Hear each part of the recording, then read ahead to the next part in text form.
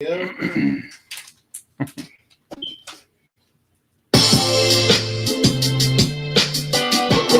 Rolling hard, whatever I be rolling hard. Trials and tribulations in my life got me rolling hard. Woke up, Lord bless me with another day. Eat shit, showered, and be on my way. Jumped in the two-door, Monte Carlo, solo, with a fofo on my way to get the dough, yo. If you don't work, then you don't eat. Don't be scared to walk through life when you got feet. You gotta run the races to track me.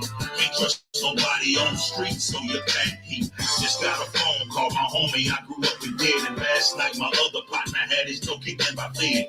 Cricket capo to your hood and up your steps. Searching till they find your stash box where the gun is kept. I ain't never slept. Some dream a fairy tale crime. The judge ain't giving no grace, he giving jail time.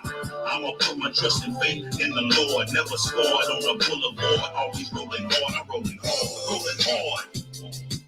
Rolling hard. Whatever I be rolling hard.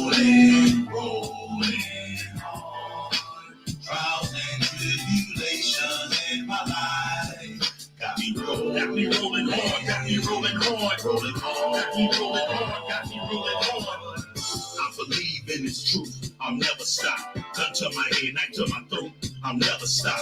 Ain't eat or drink nothing, I'll never drop. Rapping words over beats like this, I'll never flop. Pick up your cross, follow your house shot. Living righteous now, that old wicked man had to die. I testify the white man, the devil, he a lie. He the judge sitting in court to make your mama cry. Christianity had me traumatized. I'll never water down the truth, I can't compromise. I love the Most High more than my own children.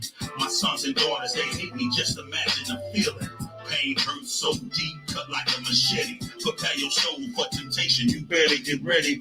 I'ma put my trust and faith in the Lord. Never scored on the boulevard, always rolling hard, I'm rolling hard. Rolling hard. Rolling hard. Whatever I be rolling hard. Trials and tribulations in my life got me rolling hard, got me rolling hard, got me rolling hard, got me rolling hard, got me rolling hard. If it ain't one thing, it's 5 or 6. That president gon' cause a race war through politics. The way they treat my Mexican brothers on the border. Isaiah 14 and 21 prepare slaughter. Babylon falling, everything gon' flip. Every day of my life I pray for rulership. I'ma put my trust and faith in the Lord. Never scored on the boulevard. Always rolling hard, I'm rolling hard, rolling hard. Rolling hard. Whatever I be rolling hard. Trials and tribulations in my life got me rolling hard, got me rolling hard, rolling hard, got me rolling hard, got me rolling hard. All right, clap it up. Shalom, Yashala. This is the Isupk, started out at 1 West, 125th Street, Harlem, New York in 1969. We are under Commander General Yohana. We are here to teach the truth of the Bible and that blacks, Hispanics, and Native Americans are the real Israelites according to the scriptures. And our people need to wake up to the truth. And so we are here to bring that truth to you. Today, our topic is going to be about women and men and women, relationships and things like that. If you tuned in yesterday, you'll have definitely seen that we had quite the class in going over the history, courtesy of Officer Kabar over here, that we was going over the history about marriage. We were going over the definition of marriage and the effects of the Roman influence on what marriage looks like in today's society.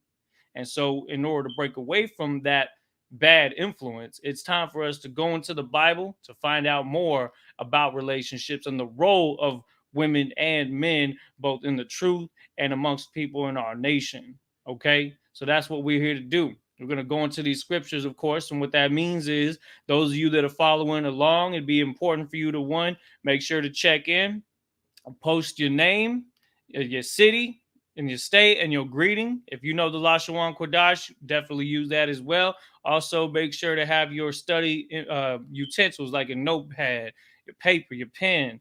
Of course, the scriptures. A King James Bible is going to be vital to your studies here. You could get one like this, or you could get one that has the Old and New Testament with the Apocrypha separate. Salakia, sir. If I could, let me get just that Apocrypha right under your phone. I just gotta show them real quick. The Apocrypha is a part of the King James Bible, so it's important to have it. And if you have a Bible that's a King James version without it, you can pick one of these up still for fairly cheap to add that to your repertoire, because these are scriptures as well. The scriptures that had been removed by the same people we were talking about yesterday that try to tell you how to marry somebody, try to tell you what you're supposed to do in society when you're trying to make a bond with somebody that's supposed to last forever. And what we see out here in the world is that a lot of these relationships don't last forever. You understand? So we're going to go into these scriptures and we're going to find out more information. It's going to allow us to keep that strength in a relationship, whether it be a friendship, whether it be you and dealing with somebody that you're interested in, or even maintaining a relationship that you're already in. Those are things that we want to cover today. And so we're going to go even further into detail. And the first precept that we're going to bring out today is 1 Corinthians chapter 11 and verse 3. Make sure to get that with you. 1 Corinthians chapter 11 and verse 3. Let's get that.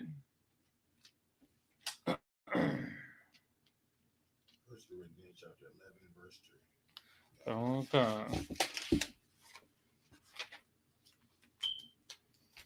All right. Again, we're going to go to 1 Corinthians chapter 11 and verse 3. That'll be the first precept to write down.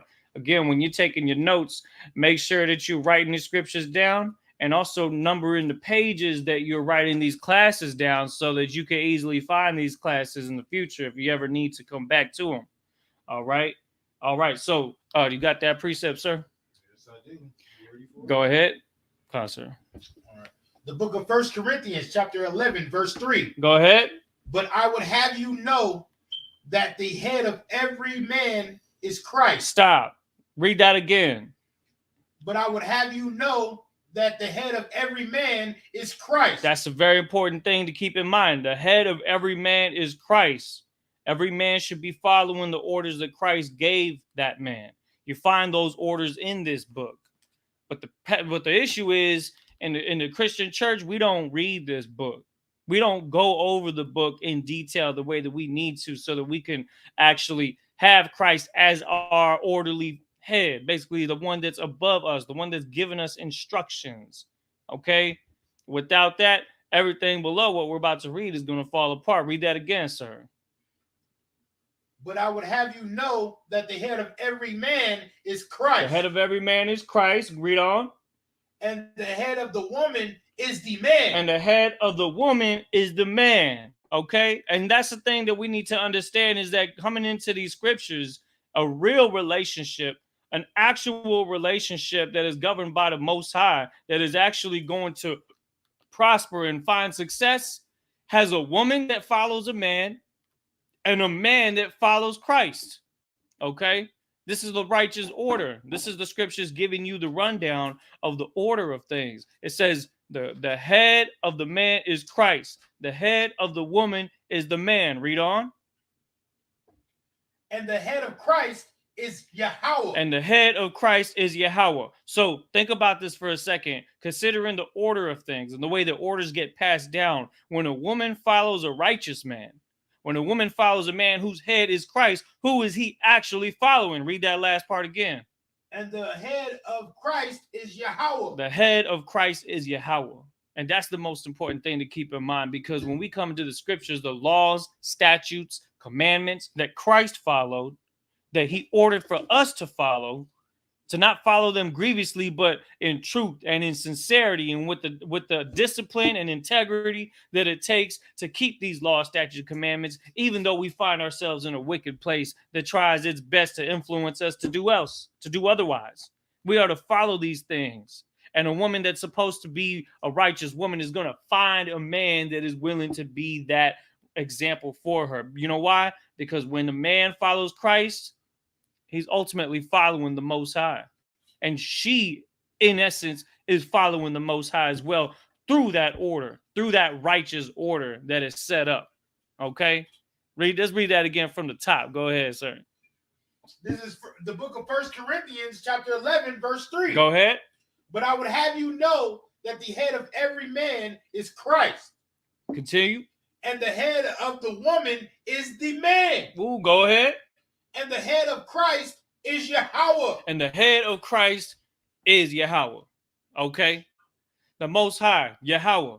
That is the God of Israel. Again, when we read the Tetragrammaton, it's going to tell you YHWH.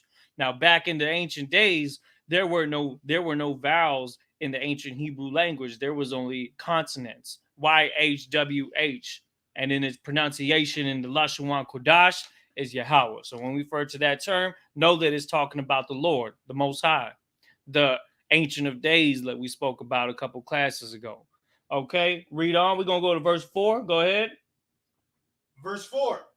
Every man praying or prophesying, having his head covered, dishonoreth his head. Hold up. That's saying something very heavy right there. Every man praying and prophesying, having his head covered, dishonoreth his head. There's a reason why these, when you see brothers wearing war scarves and things like that, that is actually uncovered in a specific spot. It is because we keep in mind the orders that were given to us by this book. Right. It was the orders that were given to us by the Most High, handed down to Christ, handed down to us to follow these orders. So when a man prophesies having his head covered, that is something to keep in mind. I wanted to go over that since we're right here on this precept. But there's another part of this precept that we got to keep in mind as well. And that's for you sisters out there. Read on. Verse 5.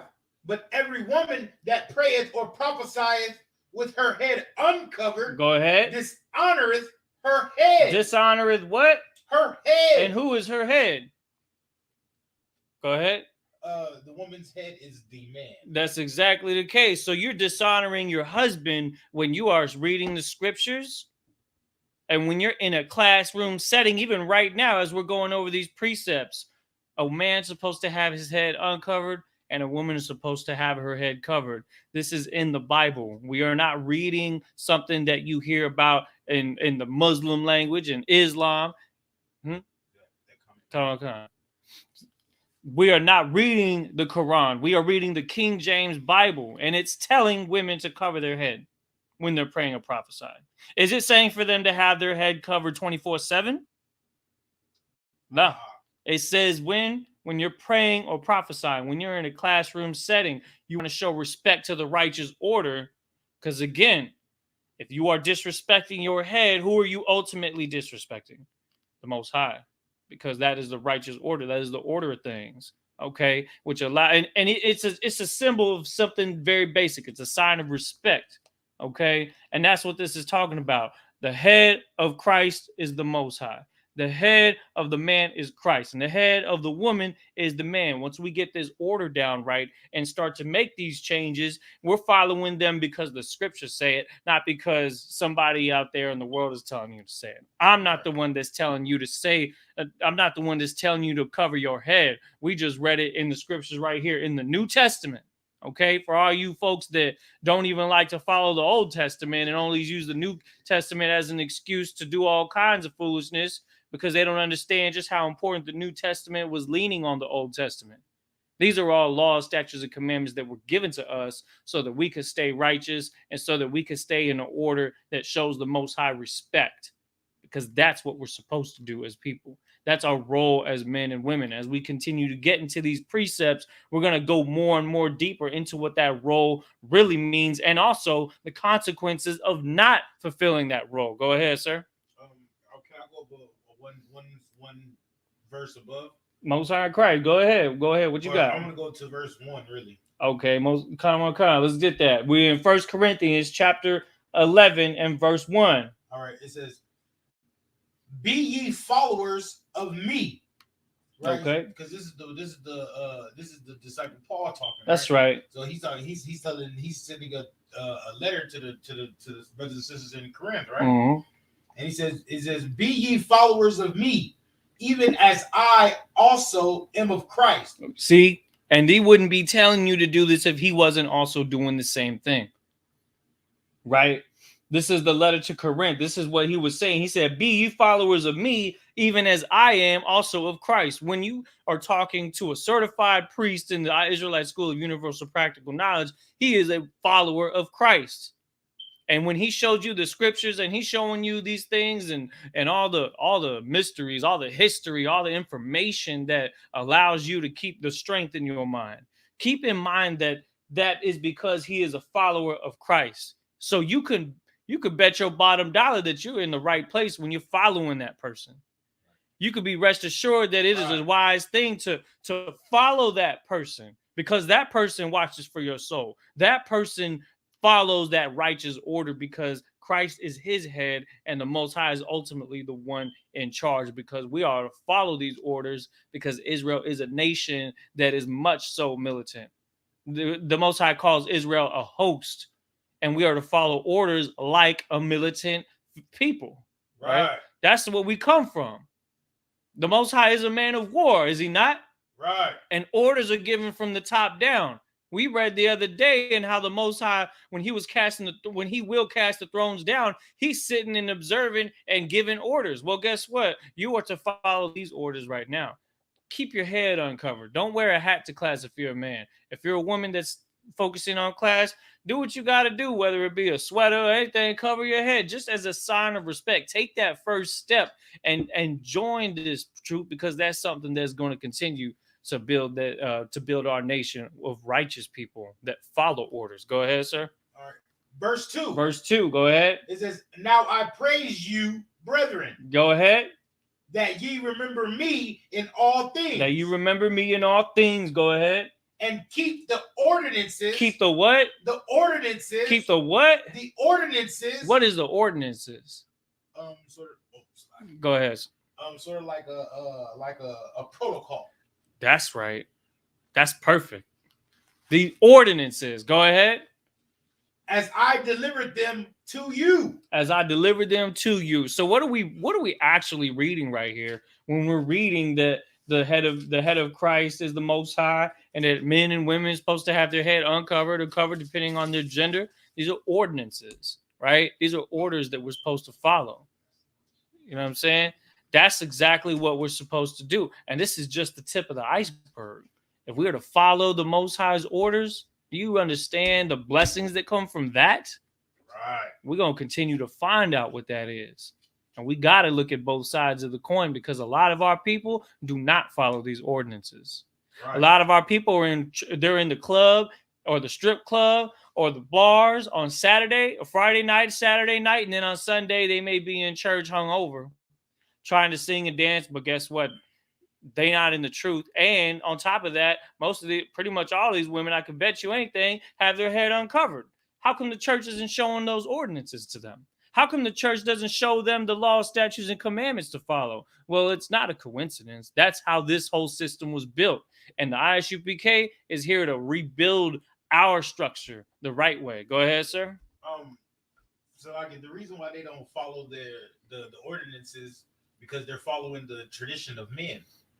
They're not following what the Lord put down. Okay. What the Lord put down, they're following the tradition of men. That's why you can't find Christmas nor Thanksgiving in the Bible, or Easter in the Bible, right? That's damn right. But you do find them in the Christian church. Oh, we definitely gonna get into that. So they don't really follow what the Lord puts down. That's they right. Do follow what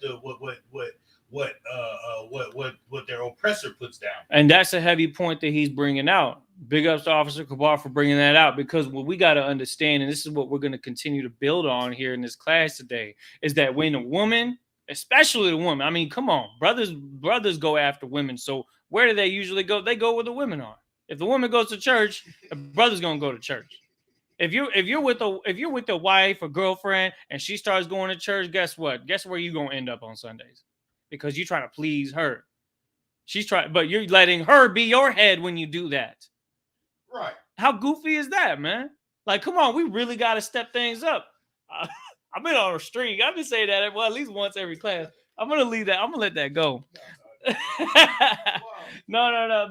But for real though, what we got to understand is that when you're in the church and they're telling you to celebrate Christmas, they're telling you to celebrate Easter, telling you to celebrate New Year's, birthdays, 4th of July, things that pertain to man-made traditions, things that don't have anything to do with the scriptures. How are you supposed to take their relationship advice as well? You can't, because they don't have the answers. They could open up these very same scriptures that we're reading right now, and you're going to still do the wrong thing and not follow God's ordinances. We need to stop listening to what people say to do and start listening to what God says to do.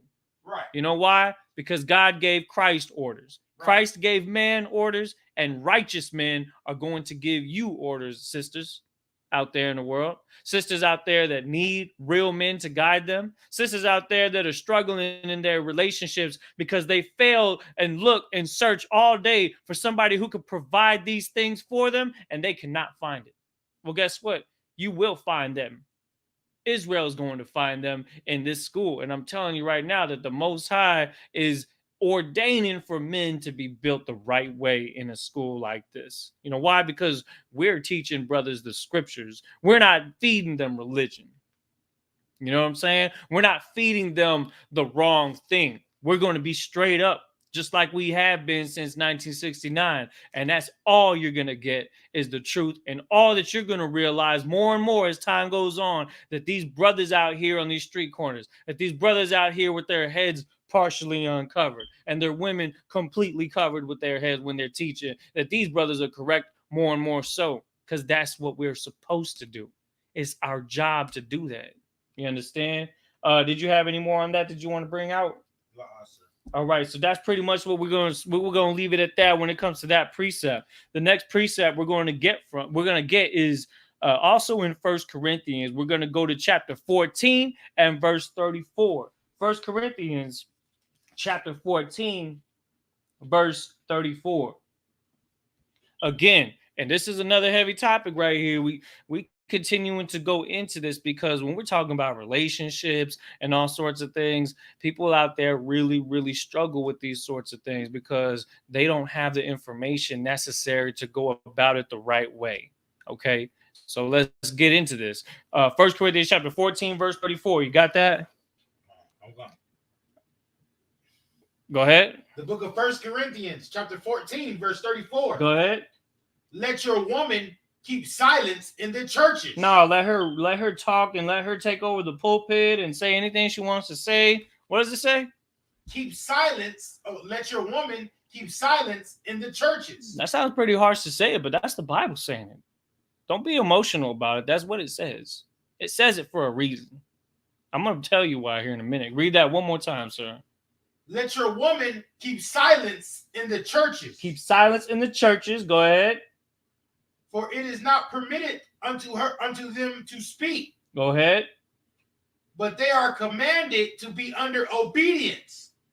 Go ahead. One last part. Read that last part. As also saith the law. The law of the Most High says that. So just like it says not to be a homosexual, just like it says not to eat pork, just like it says not to sleep with another man's wife, just like it says for a woman not to leave her man, it also says for a woman to keep her mouth shut in the presence of teachers. Why does it say that? Because, again, if the Most High is the orderly, if he's the head of Christ and Christ is the head of the man, and what you're seeing when you go to a place of worship, a real place of worship, is a man teaching, it is because the Most High is ordaining this to be the case. It is what builds our nation. And when a woman tries to break that by being a loudmouth, by being, contentive and argumentative and all these types of things that you see, then you have a lot of confusion that takes place. You know how I know that? Go to Twitter, go to Instagram, go to Facebook. Look at what women on there say all day long. They're saying anything that it takes to get attention, to get likes, whether it sounds like something straight out of a hooker's mouth, or something that just sounds completely, they're just trying to be funny. But at the same time, it's disgusting because some of the things that I'm seeing on there, on all the social media platforms, let alone what they do with their bodies when they present themselves that way. because they know that it gets our attention, and that's ultimately what they want. And that's not the way that we're supposed to operate. So the same woman that will actually keep silence in a church is most likely the same woman that's going to keep her clothes modest, right? It'll be the same woman that can keep a man, because she'll also know how to treat that man correctly, and also understand that the Most High is ultimately the one that is in control of the marriage, because the man is the one that's supposed to be teaching her. And he is supposed to be the righteous teacher. He's supposed to follow these ordinances. It's not completely all on brothers right there. Remember, if she's being quiet, somebody has to talk. Guess what, brother? That's supposed to be you. You're supposed to be that example for her. So just like how this scripture right here is bringing out for women to keep silent, guess what? You're supposed to be the one talking up here, teaching. You're supposed to be that example of following the law. And if you don't, get ready for a very crazy roller coaster of a relationship, because she's not going to keep her mouth shut when you're trying to say something to help her.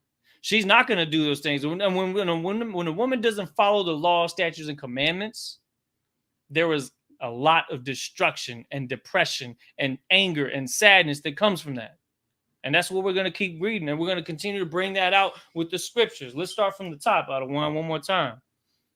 Let your woman keep silence in the churches. Keep silence in the churches. Go ahead. For it is not permitted unto them to speak. It's not permitted unto them to speak. Why is that? Because in the law, it was an order that was given for the men to speak in a scholarly setting. Okay. It is now, of course, they can ask questions.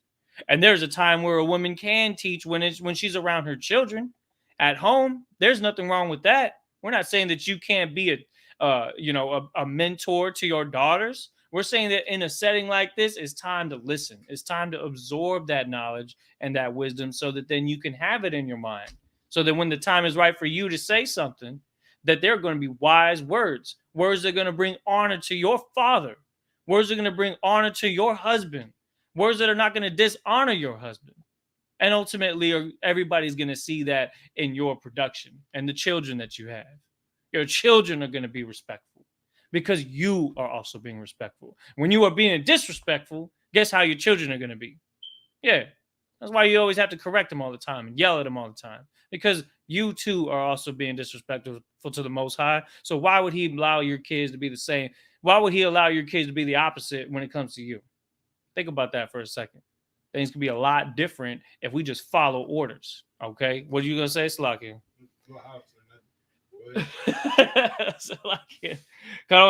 We again, verse 34, starting from the top. Let your woman keep silence in the churches. That's right. Go ahead. For it is not permitted unto them to speak, but they are commanded to be under obedience. Under obedience. Read on. As also saith the law. As also saith the law. And again, if we don't follow the law, then there's a lot of trouble to be had in a lot of relationships. So we're going to get that. We could hold that. Let's get Deuteronomy chapter 28 and verse 54. Let's read an example of what happens when a relationship is not built on the foundation of the law. Before we get verse 54, let's actually read verse 15 first. Deuteronomy chapter 28 and verse 15. And what does that say? Go ahead, sir. The book of Deuteronomy chapter 28 verse 15. Go ahead. But it shall come to pass. Come to pass. Go ahead. That if thou wilt not hearken unto the voice of the Lord thy God. Go ahead. To observe, to do all his commandments. Go ahead. And his statutes. And his statutes. Which I command thee this day. The Most High commanded us to keep the laws, statutes, and commandments. And what happens when we don't? Go ahead. That all these curses. Shall come upon thee and overtake thee. So not only are you going to be dealing with problems, those problems are going to get the best of you.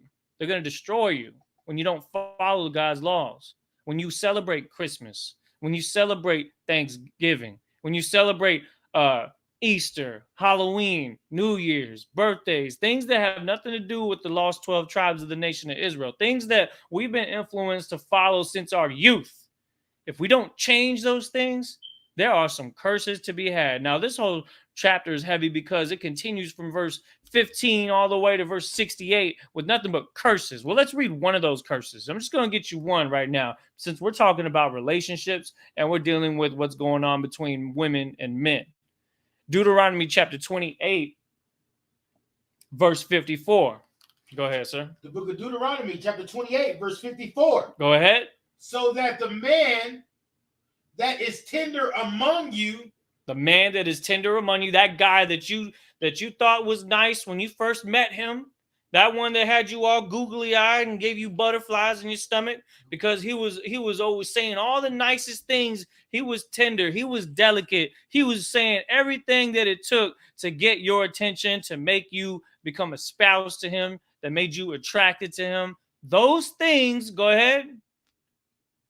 That man, Salaki, start from the top of the verse 54. So that the man that is tender among you, go ahead, and very delicate, his eye shall be evil toward his brother. Toward his brother, go ahead. And toward his wife. And toward his what? His wife. His what? His wife. His wife. Again, the curses. We're reading the curses. We've been like Deuteronomy 28, verse 15 on down. It's nothing but curses. Things that happen to us when we don't keep the ordinances, such as covering your head when you're praying. It could be something as simple as that. It could be something as simple as keeping your mouth quiet when you're in the presence of teachers. Things that we're ordered to follow. When we don't keep them, when a man doesn't keep them, when a woman doesn't keep them, there are consequences for these things. And the Most High says that it will happen, that it shall overtake thee, that you will be overcome by these issues that are going to arise in your relationships. It says right here, that Mr. Nice Guy that you got with, that you celebrate Christmas with, that you celebrate Valentine's Day with. Yeah, Valentine's Day. We're going to get into that when the time comes. Christmas, all these different things that have nothing to do with our culture. And instead of worshiping our God, we're worshiping we're doing things that give credence to other gods from the other nations. And the Most High takes very big offense to that. And you can bet that when we don't keep these laws, statutes, and commandments, even that guy that was nice to you is going to be evil towards people around him, evil towards everybody around him, evil towards the woman that he married, the woman that he laid down with, right? The woman that he chose to be with him for the rest of his life. Now tell me this. How many of our relationships are like that today? How many of our relationships are like this because men don't know how to be men out here in this world? Men have been bamboozled and taught to actually stay away from God's laws to the point where they scoff at the idea of following it. And then they wonder why their relationships are always crap. They always wonder why the relationship always ends up in the dirt, where you end up left on red, where you'll get your number blocked. You understand? Because you're evil towards that woman that you were delicate towards at first. That you were nice to and was saying all the right things and was making her laugh and giggle. Now you evil towards her. Now you yelling at her. Now she's crying. Now she got PTSD and all types of depression. She's just trying to get away from you. Oh, we just getting started. That's just one of the curses. But go ahead, read that from the top one more time. Book of Deuteronomy, chapter 28, verse 54. Go ahead. So that the man that is tender among you, go ahead, and very delicate, go ahead, his eye should be evil toward his brother. His eye shall be evil toward his brother. Go ahead. And toward the wife of his bosom. Towards the wife of his bosom. Okay? And this is what you see all across the Israelites today. Go ahead. Read the rest of that, Salakia. And toward the remnant of his children, which he shall leave. Whoa, hold on a minute. Now, what's that? Now, this may not be completely true, but what is the stereotype about blacks, Hispanics out here? That we don't even stick around anymore. Broken families. The families are broken apart because you don't keep the commandments. Because you're keeping customs that relate to other nations. Because you're worshiping other deities rather than the Most High. Because you're not following Christ. Christ is not your head. When you are not in these scriptures, when you're not reading these scriptures, when you're not being taught by the righteous men that the Most High put on this planet, then you are going to continue to have issues like this till they overtake thee. Go ahead, sir. Verse 56. Go ahead, give verse 56. The book of Deuteronomy, chapter 28, verse 56. Read. The tender and delicate woman among you, which would not adventure to set the sole of her foot upon the ground for delicateness. That's a delicate woman. That woman that wouldn't even set her foot on the ground because she's so dainty and soft and sweet that you couldn't even imagine her with her sock off touching the concrete or the grass outside because she's so beautiful. So what would you say in a certain sense of what relates to that? Like royalty. You know what I'm saying? That woman that would be like a princess. That woman that would be like the most beautiful thing that you've ever seen in your entire life. That woman that you fell in love with and you laid eyes on her, she's going to do what? Would not adventure to set the sole of her foot upon the ground. Right, that delicate woman. Go ahead. And tenderness. Read on. Her eye shall be evil toward the husband of her bosom. Her eye will be evil toward the husband of her bosom. You see how this is a back and forth? Because y'all don't keep the law, statutes, and commandments. A lot of our relationships out here, Israel, are falling apart because of that. And that is a direct consequence of not keeping God's laws. We need to find out what these laws are. Go ahead. What you got for me, sir? And now these women be out here walking around barefooted. Like the Flintstones. I was thinking the same thing when I was studying this. Like, I see so many women walking around barefooted, driving back. They just be barefooted out here. Their feet be dirty, right? Like, and I ask all the time, like, so you're not gonna put no shoes on? Like, you feel me? Just walking out here barefooted? Yep. Because they're cavemen. You know what I'm talking about? Like that's that independent woman thing. Yeah, yeah. I'm independent. I walk outside. You know what I'm talking about? Then they step on something, and they crying about it. You know what's crazy too? Because the first thing that they do when they get home from work is they complain about every girl that they work, every little situation that happened, every customer that made them angry. You didn't have to be somebody to get your feet sore all day, sister. You are supposed to be royalty. You are supposed to be as a princess on this earth. But we are so downtrodden by our oppressor and by our own wickedness that we've done for generations that has caused the Most High to move to anger. And in essence, these curses have fallen upon us and overtaken us to now you actually got to go and get a job at Starbucks. You got to go and get a job at the movie theater, at the doctor's office. You're on your feet all day. So you coming home from work and your feet are sore. Your foot wasn't even supposed to be touching the ground and how royal you're supposed to be. But think about this. Because you're not following the Most High's laws, your husband's going to be mean to you. And guess what, brother? And because we've grown up in this society where we continue to break the Most High's laws, statutes, and commandments, our women are going to be evil towards us. And it reads on. Go ahead. And toward her, I'm going to start. Her eye shall be evil toward the husband of her bosom. Yeah. Or what have you done for me lately? Right? These N-words ain't shit. Like this is what you see in the rap music and all this stuff out here. All that delicateness, all that tenderness is going out the window when you're at the club and that new Cardi B track come on and you know all the words. You know all the words to that song because that's like you feel it in your soul because it's so you. Because you're so used to being like that. Yeah, that's what I'm saying, man. That's what I'm saying. It's so prevalent out here. It's crazy what we're seeing out here. But read on, man, because it's going to get even heavier. This is where it really hits home. Go ahead, sir. Right.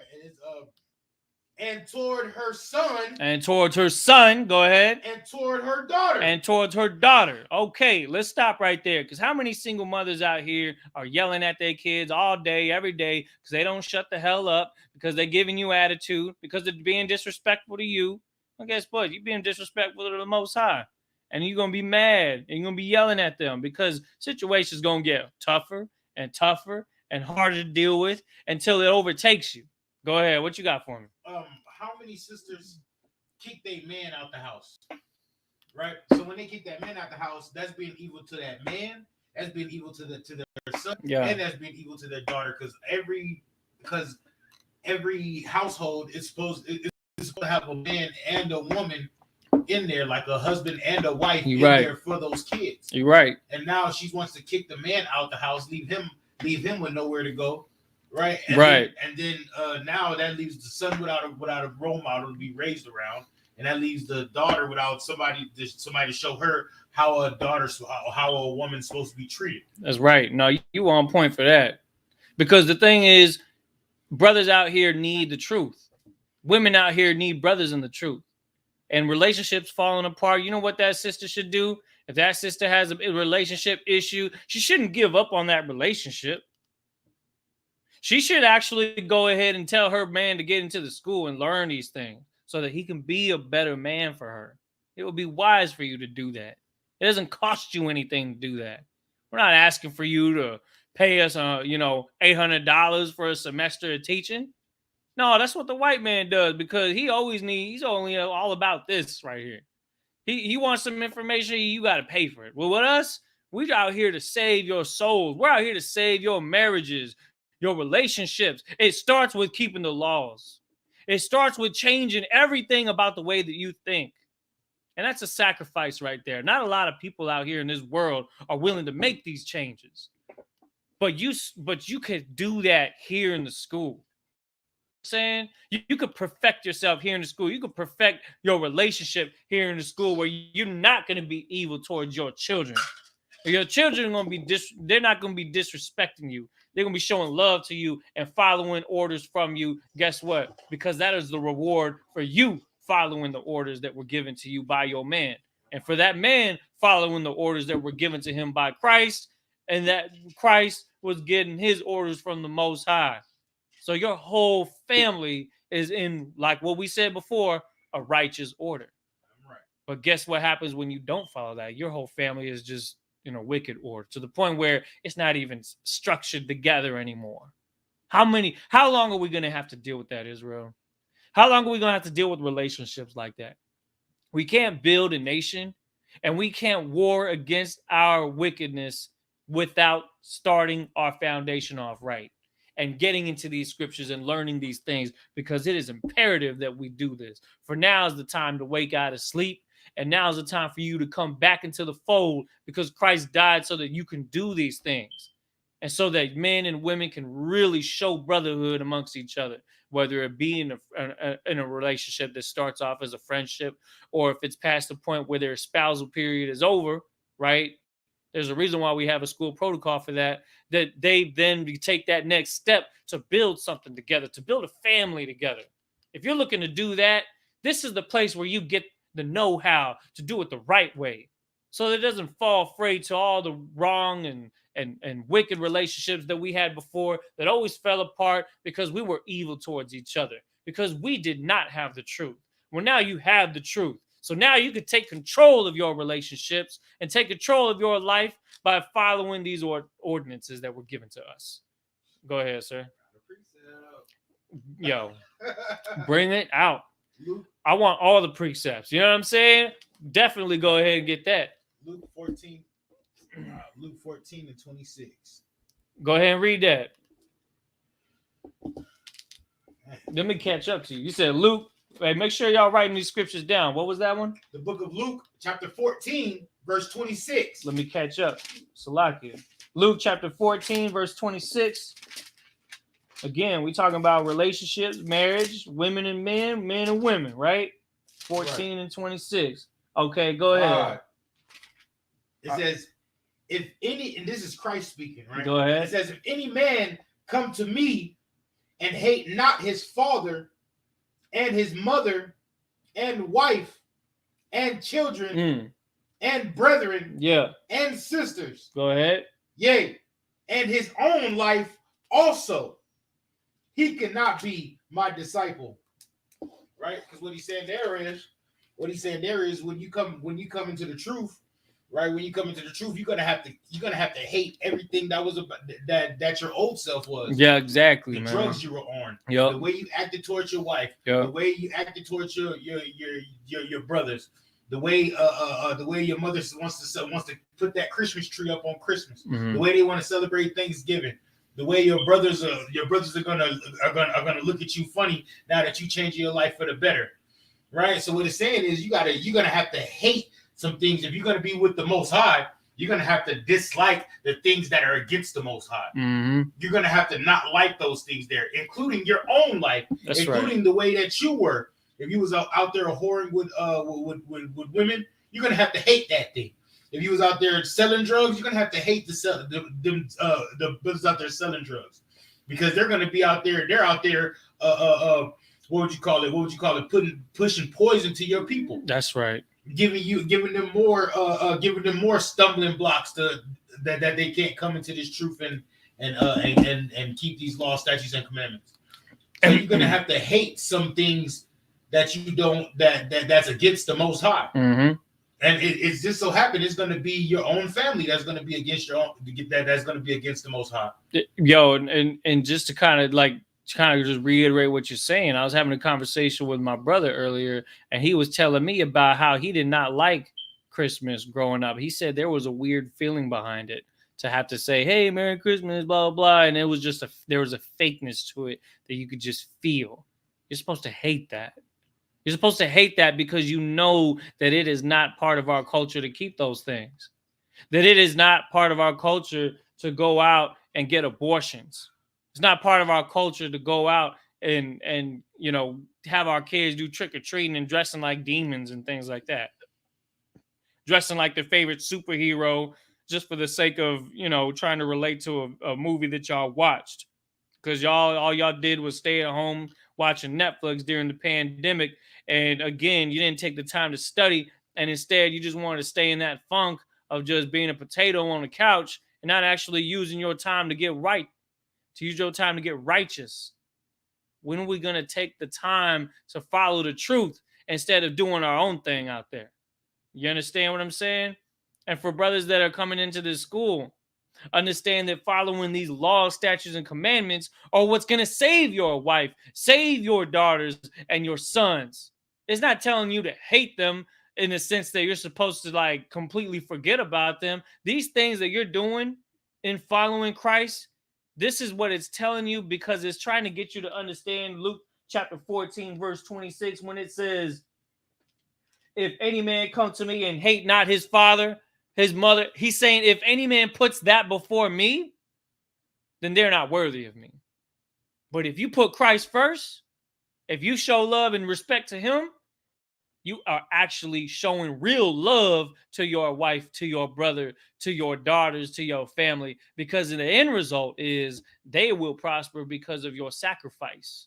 They will prosper because you've given up the time to be with them so that you can do something in a more grandiose scale of things. You got to look at the bigger picture and stop just worrying about what your situation is, because there are many people out there that need this truth, and without it, they could be on suicide watch. They could be, and we just got through talking about the other day in an article I brought out about the holiday season, that the number one, that Christmas is one of the top 5 killers of people on the planet. Next to heart disease, lung cancer, Christmas is one of those things, because people get so stressed and anguished at this time of the year. And we're going to keep hitting home on that. We're going to keep hitting home on the Thanksgiving and all these customs that we want to follow for the sake of fitting in with society. And the Most High says we're supposed to give away all those things so that we can follow him and keep our laws, statutes, and commandments. Is that it on that scripture, sir? Yes, sir. We were going back to, let's go back to 1 Corinthians chapter 14 and verse 34. And now let's read that with the clearer understanding now. 1 Corinthians chapter 14, verse 34. Oh, my goodness. That's right. Go ahead. The book of 1 Corinthians chapter 14. Salakia. Yeah, 34. Go ahead. Verse 34. Let your woman keep silence in the churches, for it is not permitted unto them to speak.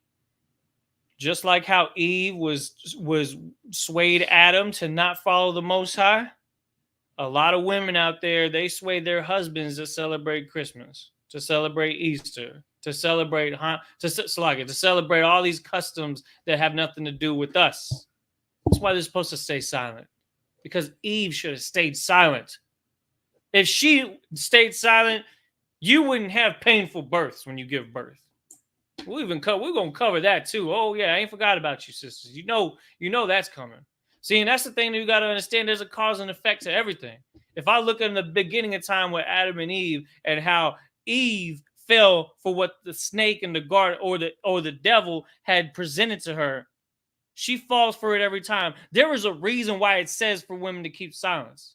It's telling you that because the Most High knows you're the weaker vessel. The Most High created you so that the Most High can have a righteous man guide you to a better path. And you brothers that are looking for that better path, you got to get into this school so that you can find out how to do that. If you want your relationship to last for the rest of your life, if you want that relationship to grow and prosper, and for y'all to build together and be righteous people for real this time. Not in some fake way where you want to just take a picture of you at church so you can post it on social media and try to pretend like you're some sort of good person for everybody to see. No, you're going to do this for real because the Most High ordered you to. You understand that? I'm right. Says, let your women keep silence in the churches, for it is not permitted unto them to speak, but they are commanded to be under ordinance. Now, we talked about just now, when we pulled up a couple of scriptures, we talked about the curses in Deuteronomy that take place when we don't keep those ordinances, the way our relationships fall apart, to where you end up on child support, to where you end up alone, or you end up having to raise that child on your own. We can avoid these things if we actually locked into this truth and did things the right way this time. You understand that? All right, we're going to drop that. I want to get 1 Timothy chapter 2. We were just talking about this. We about to get it right now. 1 Timothy chapter 2. Come on. 1 Timothy chapter 2. We're going to read verses 11 through 15. We'll start at verse 11. The book of 1 Timothy chapter 2. Go ahead. Verse 11. Mm-hmm. Let the woman learn in silence. Go ahead. With all subjection. With all subjection. What does that mean? All subjection. So I mean she's willing to learn all these things. Yeah, with all subjection. She's not trying to contend with what's being told. She's willing to be open-minded. Mm-hmm. Okay? That's what it's saying when it's saying be with all subjection. Go ahead. Verse 12. Verse 12. But I suffer not a woman to teach, nor usurp authority over the man. Ooh-wee. There go your Twitter girls right there. I can open Twitter right now, and I bet you anything within 5 minutes, I'll find a tweet that some girl says that is going to piss me off because she's out here saying something wicked. She's over here saying, like, how come I seen a girl on Twitter, she said something like, it's disrespectful that somebody's son doesn't have his chain hanging in front of my face right now. Like, do you really got to put that out there like that? Do you really got to say some whole stuff like that? And then they homegirls is co-signing it. And this woman saying, oh, I'm going to leave that man because he just lost his job and he don't have no money. And then all her homegirls are like, oh, girl, you need to go and get you a different man. Is that according to the scriptures?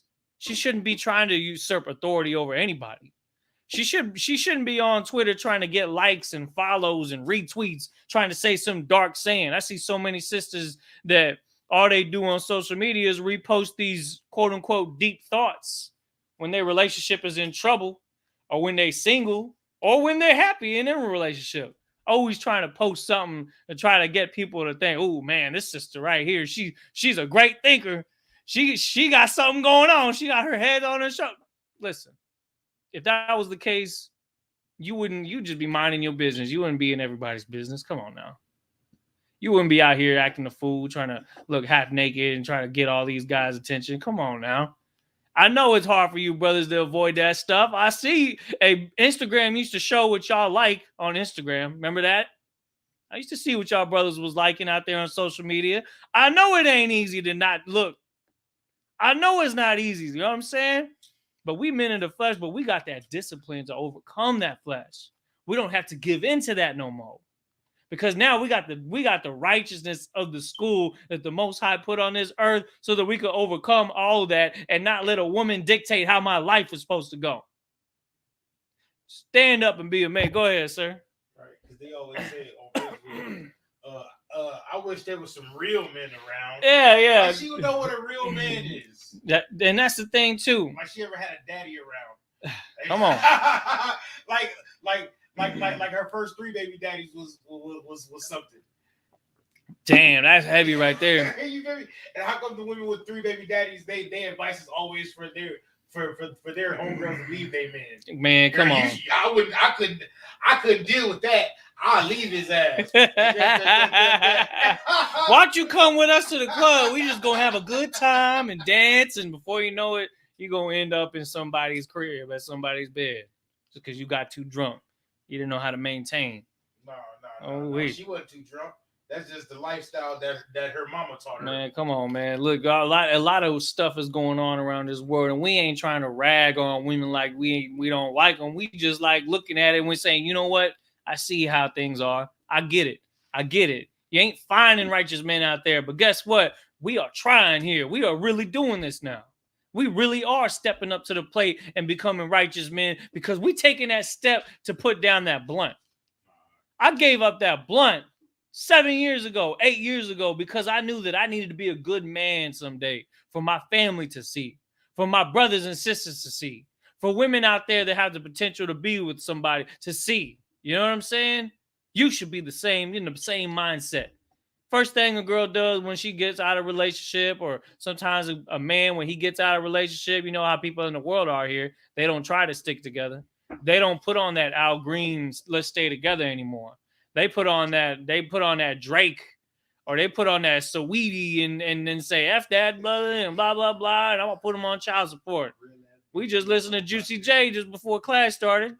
No, we didn't, but it was the first 3 words of that song. And I'm telling you right now, this is just the norm now. We're going to flip it back to the real norm. And we're going to actually know how to keep relationships together because we're going to be in this righteous order that the Most High was saying through Christ, through these scriptures, and now through men that are authorized to teach these scriptures the real way.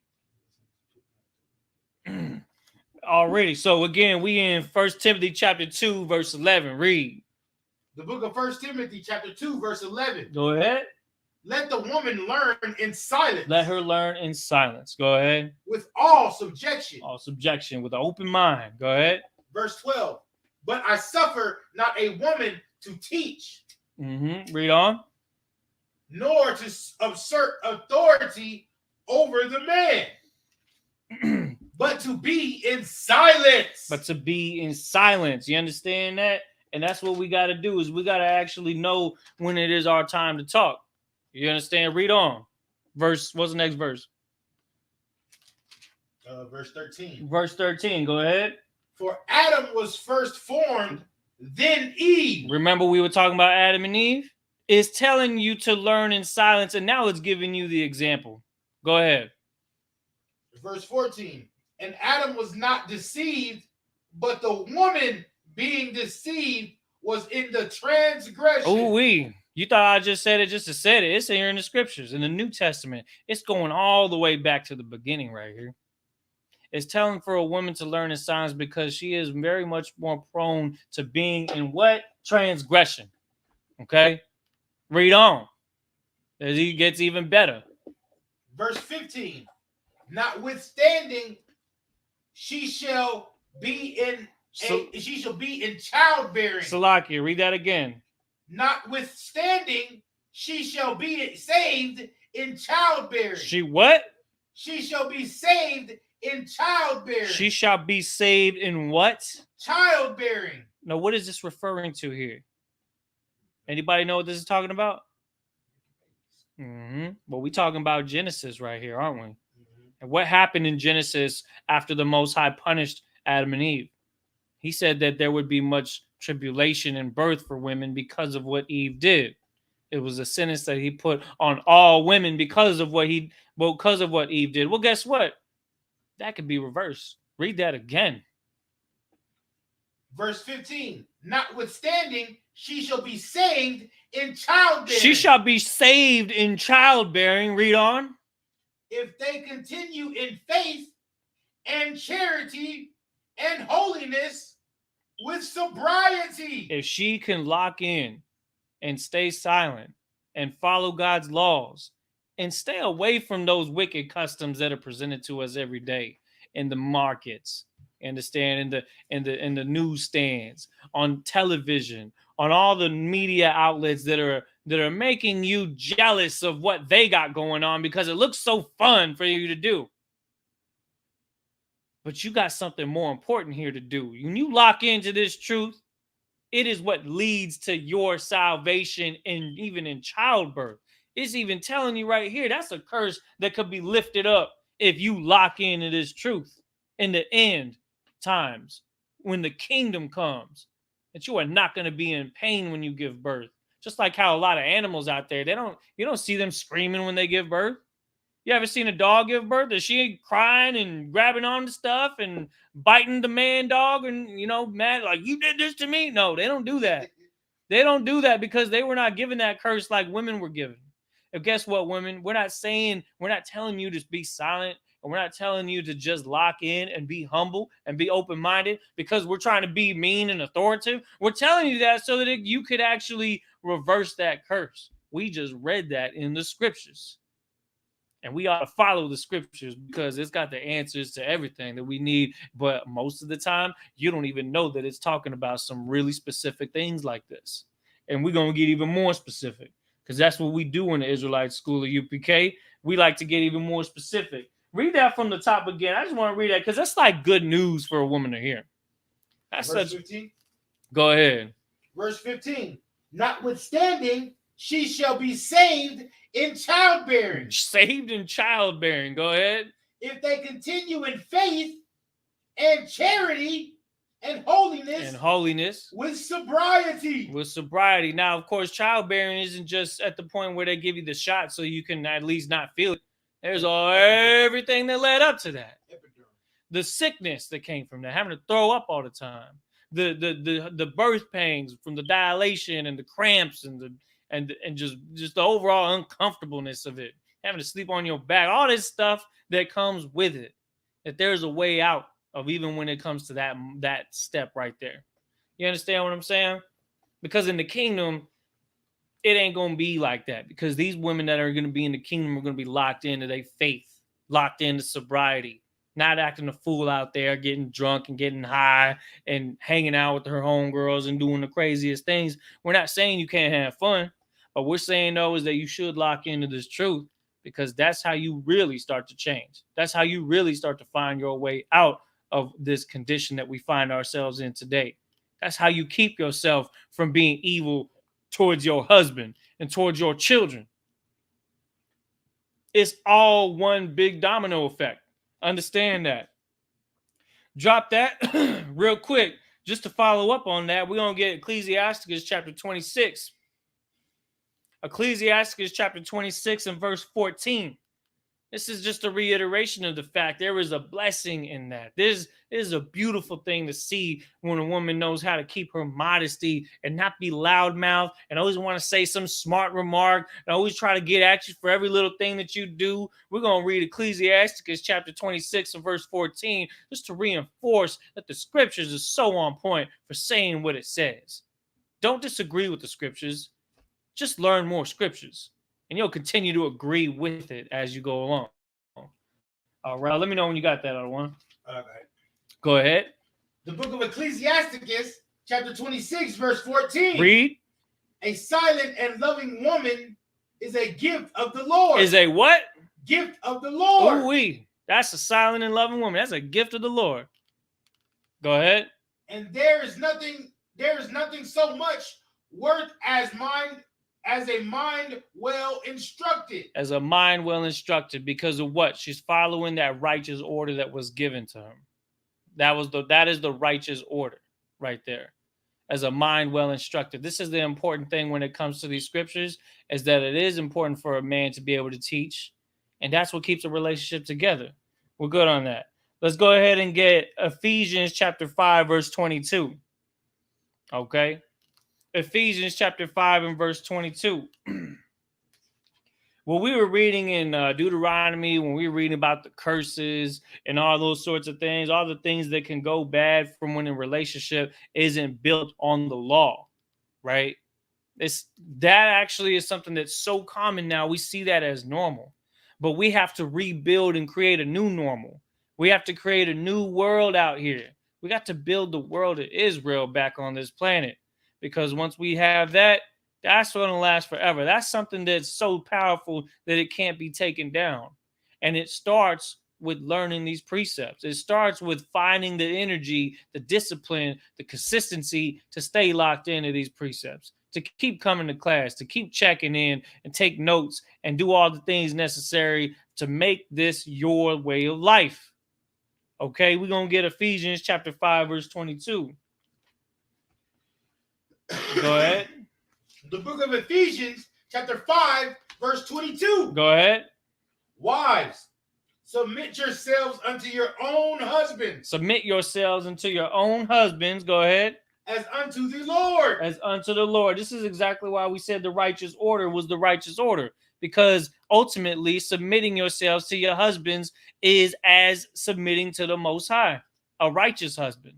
That's why it's important to be careful about who you choose when you go out in there finding somebody to be with. A lot of times, and the brothers do the same thing. We go out there looking for a woman based off of the way she looks. I know. I get it. That is always going to be a factor in something, right? But this is important here, because if we find the right person to be with, if a woman finds the right man to be with, then it's going to be somebody that she can actually submit to. She should submit to her man either way. But this is why it's important for her to submit to a man that's of high quality, to find a man that's of high quality, that has the potential to become powerful and disciplined and righteous and orderly, so that she too can reach her goal and being a righteous daughter of the Most High. Read on. Wives, submit yourselves unto your own husbands. Go ahead. As unto the Lord. As unto the Lord. Read on. For the husband is the head of the wife. It's just saying it again. We just read it in a different precept. Now we're reading it again in a different precept. Read that again. For the husband is the head of the wife. Read on.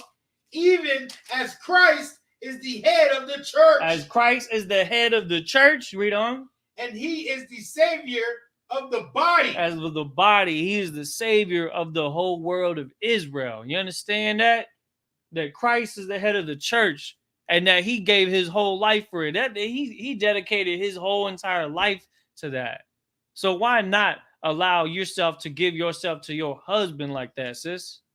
Because we got to understand that if we are finding a man, if you're looking for a man that actually has this locked down and doing all the right things, then you're going to continue to build a righteous family together, to have a family that stays together.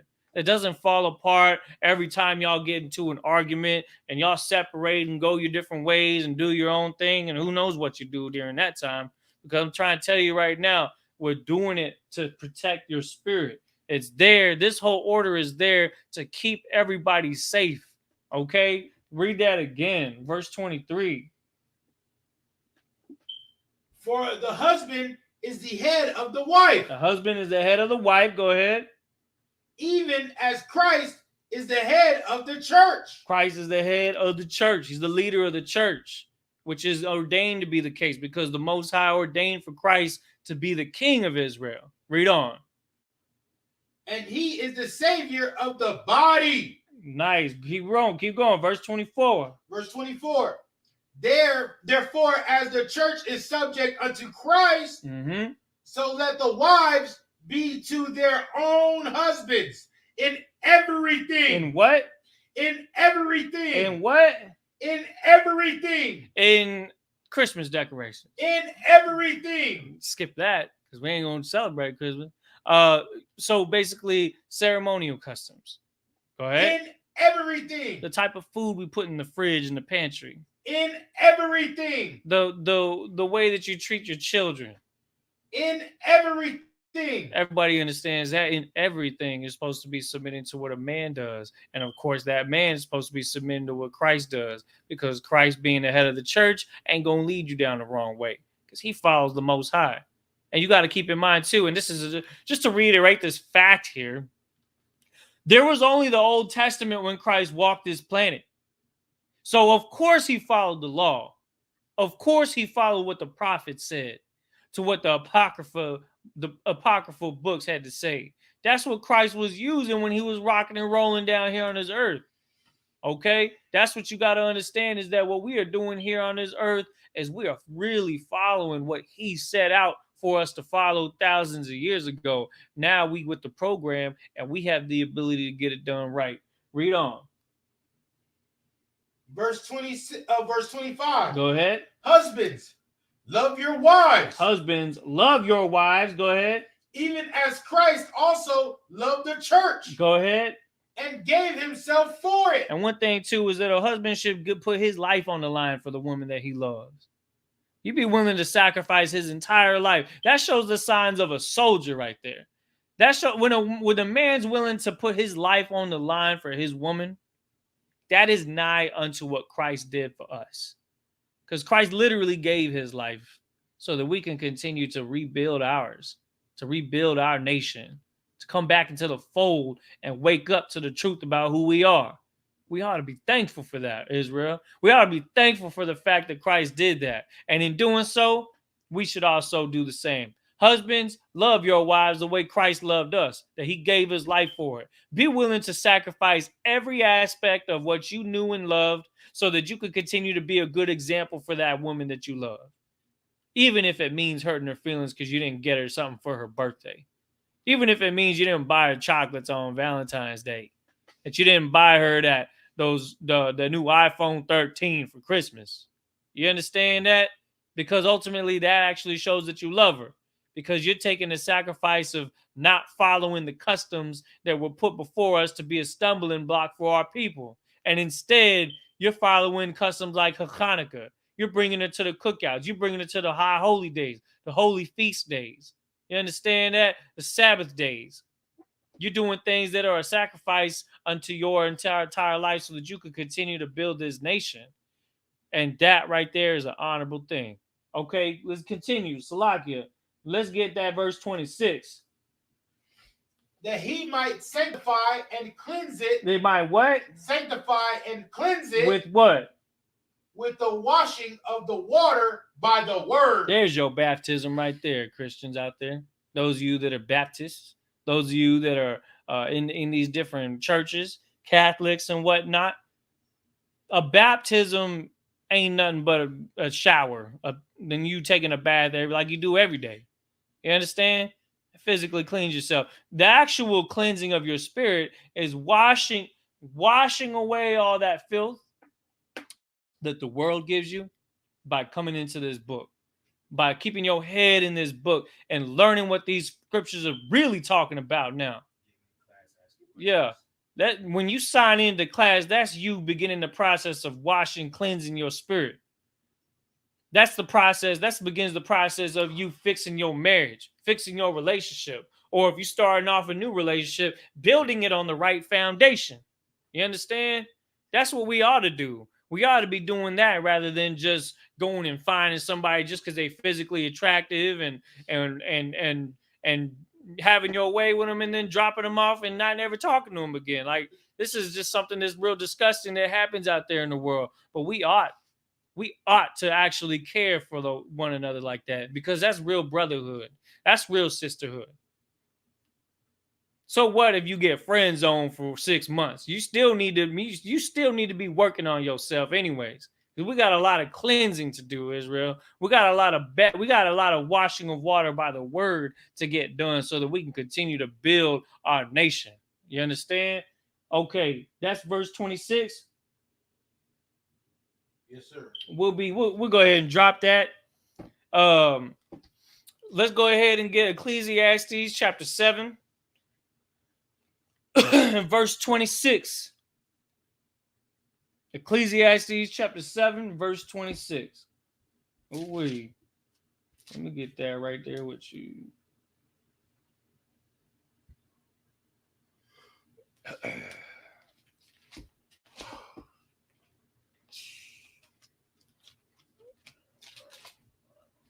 You good, man?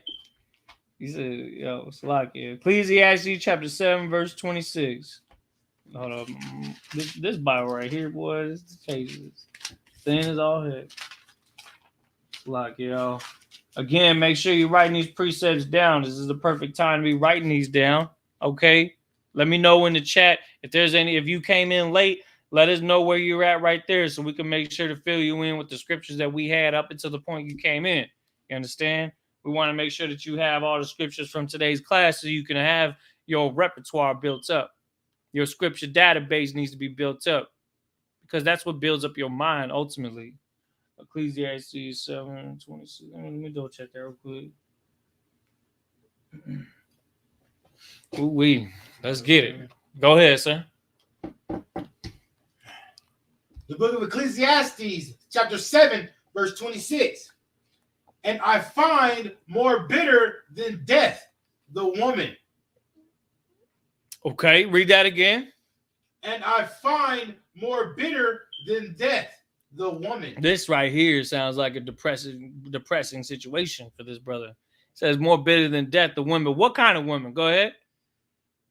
Whose heart is snares and nets. Whose heart is snares and nets. Everything going on in this woman's mind is built to trap you. It's built to hold you down. This is the type of woman that he says is more bitter than death. Read on. And her hands as bands. And her hands as bands. This is a dangerous woman that it's talking about right here. Read on. Whoso pleaseth God shall escape from her. Go ahead. But the sinner shall be taken by her. So this is what happens to a lot of brothers that fall for that trick. You understand? They fall for they see a woman that looks a certain type of way that gets their attention. She turned out to be a dragon, so to speak. She turned out to be a problem child. She turned out to be nothing but trouble. You understand what I'm saying? Dragon tail. Yeah, she ended up being the one to put you on child support, and they take 80% of your check. You know what I'm saying? That's the kind of stuff that's out there for people that sin. So you ought to think about this like you don't even have a choice. You ought to follow the Most High's laws out of respect for the Most High and the understanding of the better situation that awaits you for doing so. Because without that, you're going to find yourself netted in a trap by a woman that's wicked, brother out there. And guess what? Part of that is going to be your fault because you didn't take the time to learn the truth. And instead of following the Most High, you're being influenced by the world. And the world is what you're used to. So you get worldly women. That's what's gifted to you for being worldly. To the point where you end up getting cheated on. To the point where you end up getting left. Oh, by the way, that's that. Salakia, hold that. Let me get Deuteronomy chapter 28, verse 30. Let's get another curse. We weren't done with those. Oh, you thought that was it? No, we was talking about women and men being wicked towards one another, being wicked towards the children that they had. We're talking about right here, I find more bitter than death a woman whose heart is snares and nets. What is it talking about? What is this meaning right here? We're going to give you an example of that. Deuteronomy chapter 28, verse 30. Go ahead. The book of Deuteronomy chapter 28, verse 30. Read. Thou shalt betroth a wife. Thou shalt betroth a wife. Go ahead. And another man shall lie with her. Shall lie. You know what's worse than death? Living your life knowing that your woman is not loyal to you. Brothers in the world will still try to make a relationship work after something as terrible as that experience. It eats you alive, doesn't it, brother? The way that feels, doesn't it hurt? It's more bitter than death. That's what's in the mind of a woman whose mind is built around snares and nets, whose hands are like bands, because all they do is just lock you in and don't let go to the point where you're the one with the anxiety and depression after she done been through so much anxiety and depression for men that treated her wrong. Now she's treating you wrong. And it all ends very bad for everybody involved. Because why? Because y'all ain't following the Most High's laws. It's a very simple thing. Law, you plus the laws equals happiness. You minus the laws equals sadness and destruction and pain and hurt. Why would you even decide to go through that? You should be taking the next step and coming into the school and learning these laws, statutes, and commandments. Because your Christian pastor is not going to show you these laws. The Christian pastor is going to tell you that you could just come as you are and that y'all could just continue to work things out. But make sure that you get those kids Christmas gifts. Make sure that you support Babylon's, market economy. Make sure you stay locked into the program that they gave you in that Christian church. The same program that they gave the slaves when they took us over. It's time to drop all of that, man. We're past that now. We're stronger than that now. And in doing so, you're going to be more of a righteous man than ever before. And in doing so, you're going to be a great example for a woman. And you're going to be the kind of man that earns a good woman. You know why? Because part of that is you building her up. Part of that is you instructing her. Nothing is more pleasant than a silent woman whose mind is well instructed by a righteous man. It's time for you to become that righteous man, brother. If you are from the lost 12 tribes of the nation of Israel, these laws were given to you so that you could have that advantage on how to overcome the flaws and issues in your relationships and overcome the flaws and issues in your friendships and build real communication with somebody. Not fake love that they have out there in the world. Not this pseudo wannabe brotherhood that they try to say when you say hi to somebody on the street, knowing dang well that you don't really actually care about that person. You never actually cared about anybody in your whole life. It's time for you to actually care now. When you lock into the ordinances of the Most High, there is so much to gain from that. That's what you should be seeing when we read these scriptures right here. Let's read that again from the top. Now with the understanding of what's in place. We just read Deuteronomy 28:30. Read that on again, Salakia. The book of Deuteronomy, chapter 28, verse 30. Go ahead. Thou shalt betroth a wife. Thou shalt be engaged with a woman. Notice it didn't say marry. Go ahead. And another man shall lie with her. So another man shall lie with her, meaning what? She didn't end up not marrying you. She married somebody else. Go ahead. Thou shalt build an house. Thou shalt build a house. Go read on. And thou shalt not dwell therein. Dang. You're getting kicked out of your own house that you built. Read on. Thou shalt plant a vineyard. Shall plant a vineyard. Read on. And shalt not gather the grapes thereof. What's that talking about? Do you know what that's talking about, sir? Like literal grapes, or is it talking about something else? Okay, so let's understand that the fruits of your labor you do not get to benefit from. When you are drained and destroyed by somebody that is wicked like this. This is what it's saying. These are curses that are put on our people for not keeping the Most High's law, statutes, and commandments. Another example of fruits of your labor is the children that you have with that woman, that you don't get the chance to train them properly. You don't get the chance to see them but maybe once or twice a month because y'all ain't barely even on talking terms. And she done already went out and laid with another man. And now here you are depressed and bitter about it because she didn't stay with you. She went and got somebody else. Or you could follow the Most High's law, statutes, and commandments and learn how to keep somebody in a righteous relationship. I think that's what you actually want, right? I would hope so. Because that's what the Most High ordered you to do. Is that the end of that verse? Yes, sir. Most High Christ. We're going back to Ecclesiastes chapter 7 and verse 6. Now we're going to read that scripture with the understanding now and the full clarity on what it's talking about. Read on. The book of Ecclesiastes chapter 7. Is it verse 6? Verse 26. Mm-hmm. The book of Ecclesiastes chapter 7, verse 26. And I find more bitter than death the woman. Read on. Whose heart is snares and nets. She's only looking to take advantage of her brother. That's being around a woman like that is more bitter than death, man. Read on. And her hands as bands. And her hands as bands. Go ahead. Whoso pleaseth God shall escape from her. Please the Most High and get away from something like that. Get away from a situation like that and find something better. Read on. But the sinner shall be taken by her. Or else you're going to deal with that forever. Or else you're going to let that overtake you. Just like these scriptures said these curses will do. Any of these curses has the ability to destroy every aspect of your life.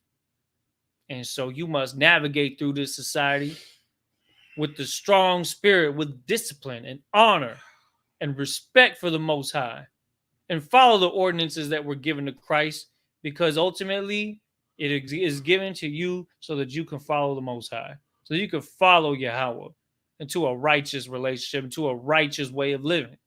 Okay, let's drop that. we're going to get Proverbs chapter 31 and verse 10. Since we're on the subject of talking about relationships, let's take a second to appreciate and talk about the type of woman that we would hope to find. Okay, because we can talk about bad women all day. I mean, the scriptures is pointing it out. These ain't even my words. Okay, if the scriptures is talking about this, that means it must exist out there. So when it talks about a righteous woman, a virtuous woman, guess what? That also exists. That can be built. With a mind well instructed, that type of woman can be put on this earth and do great things. Did you have something you want to say? Let's get Proverbs chapter 31 and verse 10. Now you good, man? Yeah, no sweat. Proverbs chapter 31 and verse 10. Read. The book of Proverbs chapter 31 verse 10. Go ahead. Who can find a virtuous woman? Who can find a virtuous woman? Can you find one? Can you find one? Anybody out here got one? Let's find out what that's like. Go ahead. For her price is as far above rubies. Okay, there we go. Women love to have diamonds and gold and all sorts of stuff to show off their worth, but what really gives you worth? Is it wearing jewelry like that? No, we're about to find out. Go ahead. Verse 11. The heart of her husband doth safely trust in her. Okay, there we go. That's a really important thing. You know how hard it is to trust people these days? In order to build a righteous relationship, you have to be a righteous man so that you can actually find the ability to trust somebody, because you know that they have a mind that is righteous like yours. You're supposed to be building that in them. You're supposed to be following these ordinances that were given to us. This was ordained to be the case because it is a reward for you being good. Otherwise, you're going to see the complete opposite. And brother, I'm telling you that is more bitter than death, just like the scripture says, right? Let's read on. So that he shall have no need of spoil. Oh, right. Yeah. He shall have no need of spoil. He ain't worried about what's happening because he knows that his girl is holding things down and not getting into trouble and not going out and smoking weed and not going out and being a whore and not doing all these things that's going to cause him anguish and suffering, right? That kind of woman is worth more than rubies, worth more than diamonds and gold. Let's find out more about what kind of woman that this is right here. Let's see if this is the type of woman that you may find in your life. Or if you're a sister aspiring to be a virtuous woman, these are qualities that you should seek to match, to maintain, to find as your go-to a blueprint on how you should be. Read on. Verse 12. She shall do him good and not evil all the days of her life. She will do him good and not evil all the days of his life. What's some examples of that? It could be anything. Just day-to-day life. She shall do him good and not evil. She gonna make sure that the food that she cooked for him is gonna be righteous food that is allowed and that is lawful, right? What's the thing that she would do that's good? What else can you think of? When she goes out, her countenance is not like a whore. Okay, there's a heavy one right there. That she's not shaming him by going out dressing half naked, walking around with booty shorts on at the grocery store for every man to look at, right? Right. That's just gonna cause him stress and come to find out that she's looking like that. That's evil for a sister to be doing that when she's with somebody, or let alone at all. If she's trying to aspire to be a virtuous woman, that wouldn't even be an idea in her mind anyways. Read on.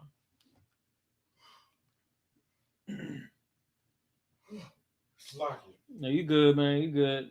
We on verse 13. Verse 13. She seeketh wool and flax. Go ahead. And worketh willingly with her hands. She's resourceful. What's it talking about right here? She seeketh wool and flax. She seeks materials to make garments, to make clothes. She's out here finding good deals, using coupons. Maybe you ever seen that show, Extreme Couponing?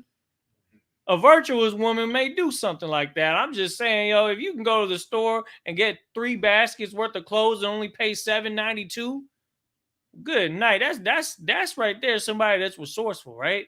That's why it says right there, and work willingly with her hands. She's in the marketplace. This is actually something that's brought out of scripture down from here. But right here, what we're talking about is materials. She's willing to get her hands dirty. She's willing to put in work rather than just lay in bed all day, surfing Twitter, scrolling through the feed, watching Hulu, binge watching Netflix.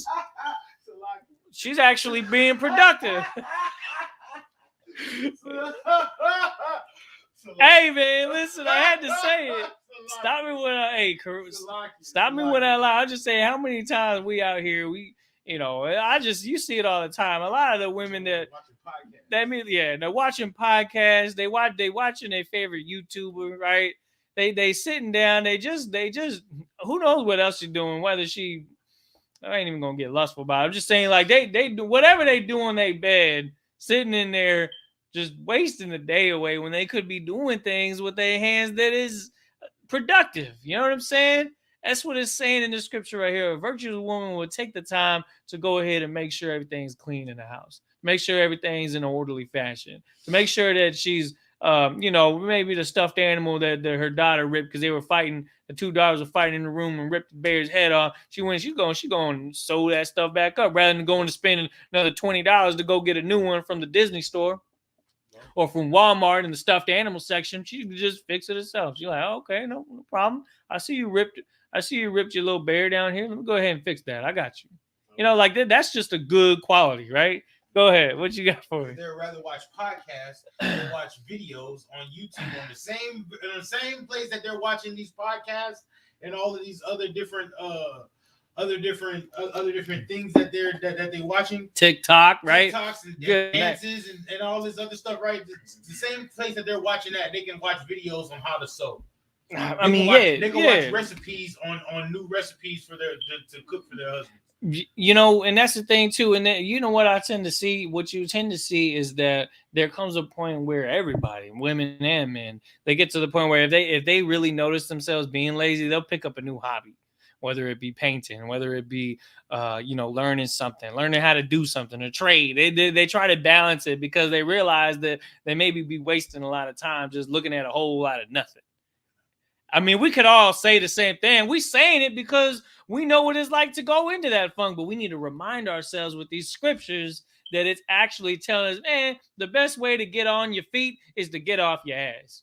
That's the truth. Go ahead. I just learned how to sew. You just learned how to sew. Hey, I think I did that in like 7th, 8th grade, man. I had to reteach myself. You saw my pants with the fringes on it. Oh, you did? Yeah, that's right. You say you did that, right? You know what I mean? Yeah. I had to learn how to do this all over again. And what was it like when you learned how to do it? Did you watch YouTube videos? Yes, I did. And what was it like when you were like, hey, you know what? I think I could do this. I could do this. I got this. It was very simple. It was a very satisfying feeling. Like it was when you're being productive, you're like, man, I had a productive day. I didn't just sit around on Twitter. What was that? You want to know the problem with everybody else? Mm-hmm. I wasn't high.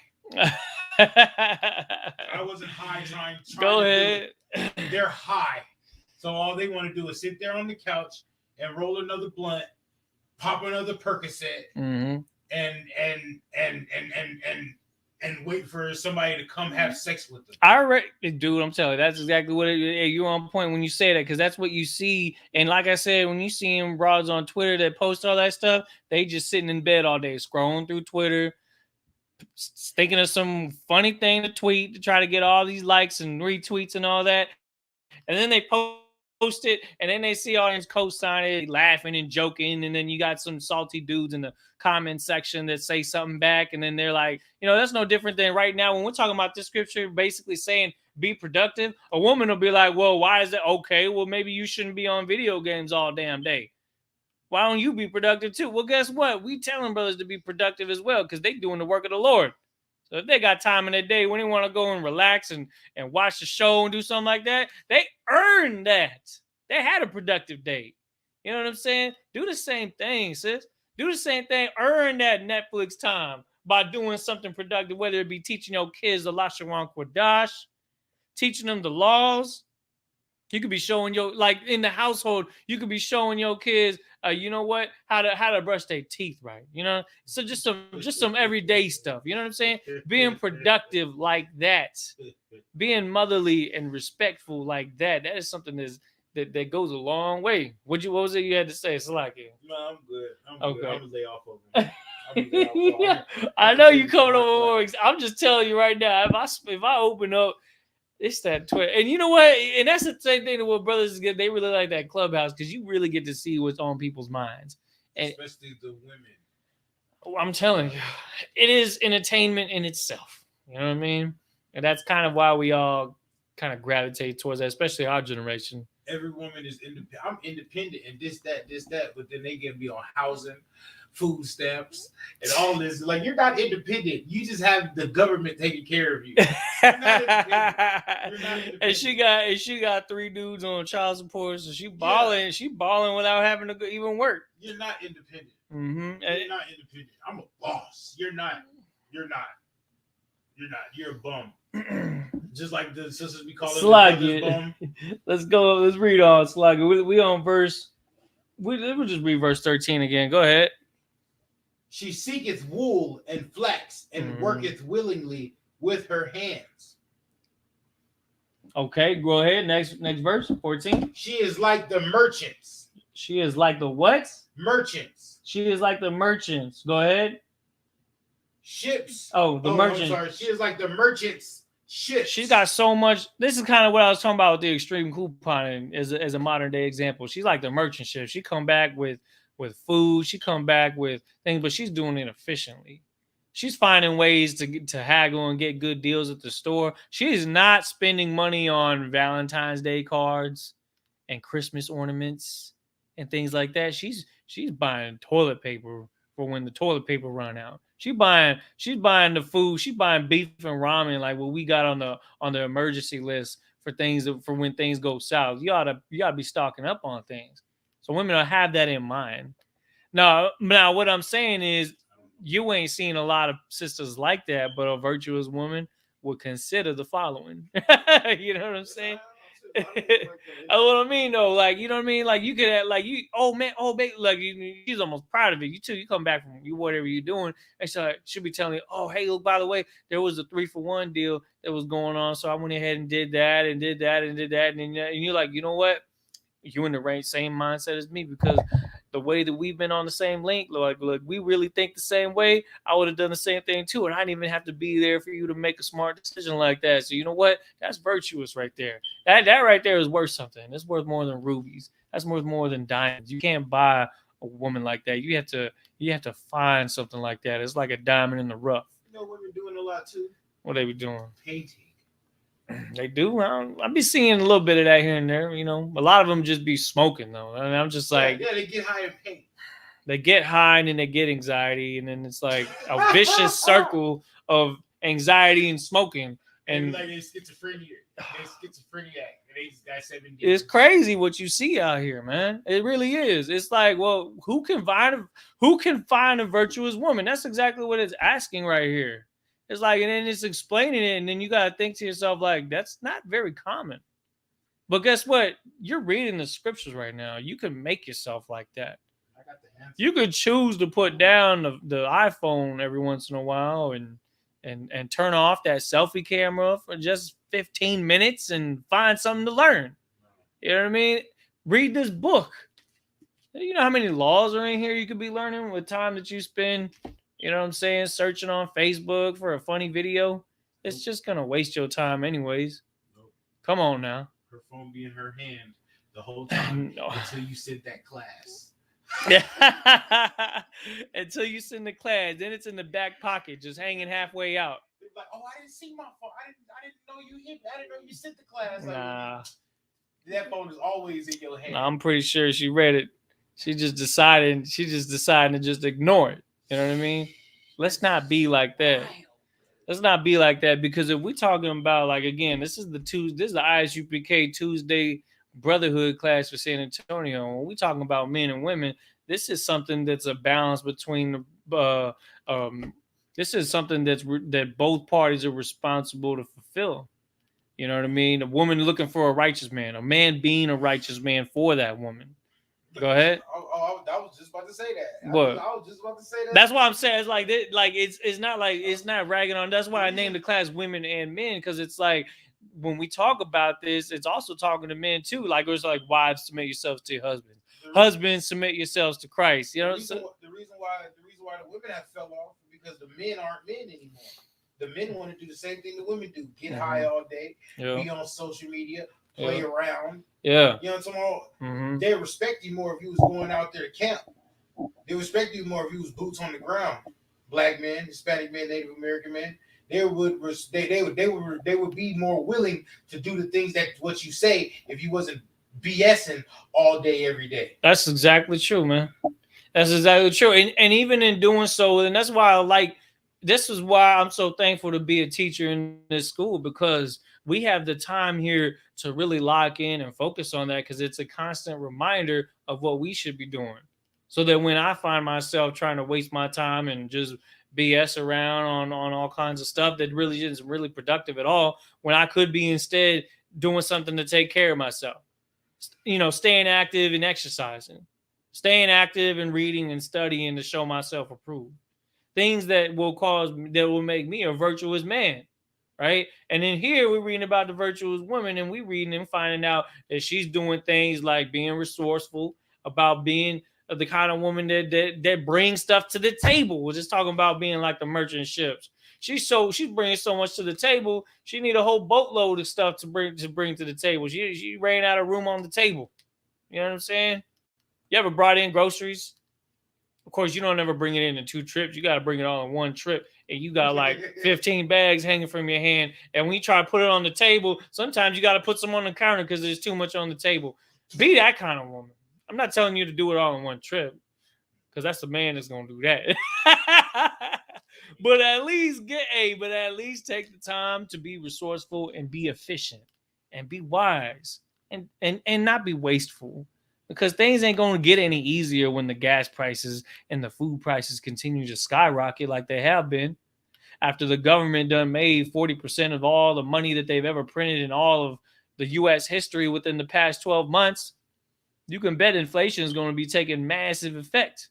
So plan yourself now and be wise. Keep your ear to the ground. Keep your heads out the clouds, and actually stay locked in and see what's going on in the news so you could plan accordingly.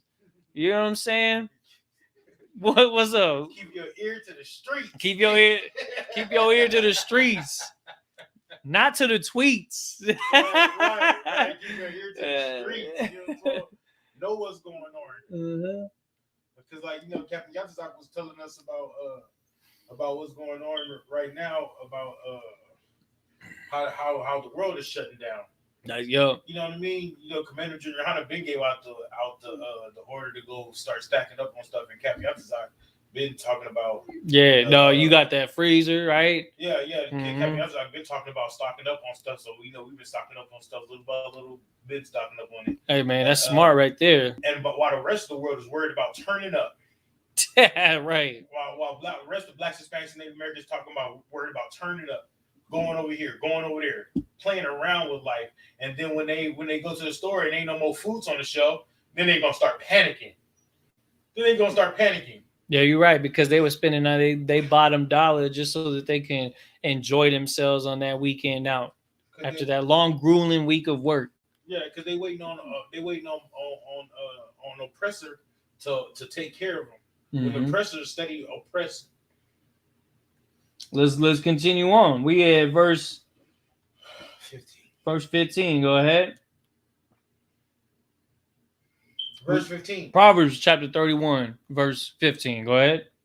She riseth also while it is yet night. Go ahead. And giveth meat to her household. She's waking up early. She making sure the kids got they boogers wiped out their nose and out their eyes and ready for whatever day they got going on, and got the breakfast ready and got everything on point. You know what I'm saying? Not being lazy and sleeping in until 11 and staying awake till 5 a.m. Right? But of course, you're going to have a couple days like that every now and then. Ain't nothing wrong with that every now and then. But don't be like that all the time. You know what I mean? Read on. Verse 16. She considereth a field and buyeth it. She like, how can we get, you know what? We should be looking into real estate. We should be looking to, you see this land deal, this deal right here, this flat plot, this acre right here is $15,000. We could really do something with that. We could build a house on that. She'll consider land and she'll go and buy it, especially in Texas. You can't do that in New York, so you can't do that in a lot of other states, but if she in Texas, if you a sister in Texas, you got some fields to consider. I'm just saying, it's virtuous to consider that. Go ahead. She'll buy you a school. She'll buy it. Hey, that's another great example right there. She's mindful of the things going on around her. She's driving around the city. She sees at least for a property to be a perfect place to build a school at. You know what I'm saying? Thinking about that stuff. It's just her mind. Basically, what these scriptures are saying, she's not being selfish. She's not keeping her mind based off of just simply things that she cares about. That's what it's talking about. Go ahead. She's looking on how to please her man. She's looking to bring honor and glory to her household and to her husband. She's looking for all those things. Go ahead. Verse 16. Go ahead. She considereth a field and buyeth it. Read on. With the fruit of her hands, she planteth a vineyard. Lately, I've been seeing a lot of sisters out there growing plants. Like, oh, I'm a plant mom now. I be seeing it all over social media now. I don't know what's up with that. That's been a thing very recently. But guess what? That's actually there ain't nothing wrong with that. Especially if that plant can grow some fruit. You're learning a good thing when you do that. You might as well take advantage of the earth while it's still nutritional enough to build things like that. Jeez. You know how bad everything's getting around here? With all the animal die-offs and all the unfit ground to grow crops on and all the, basically the genetically modified food they got to use just to make enough food for the store shelves to get filled. She's learning how to do that in the backyard. Ain't nothing wrong with that. Read on.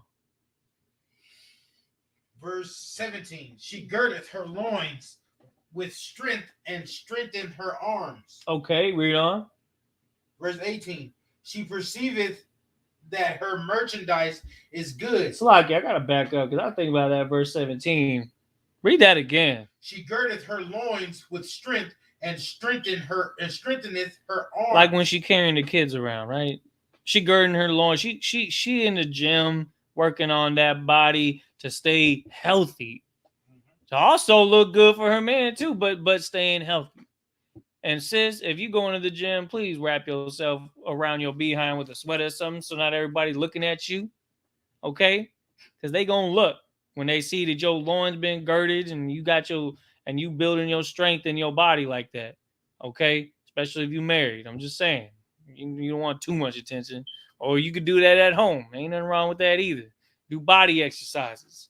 Do something. That's what it's saying. It's saying be productive. Let's not just lay around all day. We ain't got to read the scriptures for you to understand that needs to happen. But we're reading it anyways, just so that you could be reminded and say, you know what? Maybe I should not be lazy. Maybe I won't binge watch Squid Game all week. And instead, maybe I do a couple workouts. Or guess what? Maybe you can somehow work that in while you binge watching your show.